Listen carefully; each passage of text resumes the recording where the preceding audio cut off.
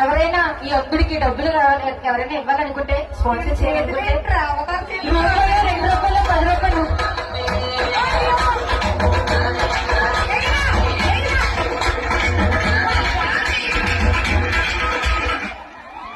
ఆ ఏళ్ళు గొప్పలెట్టుకుని నోట్లేదు.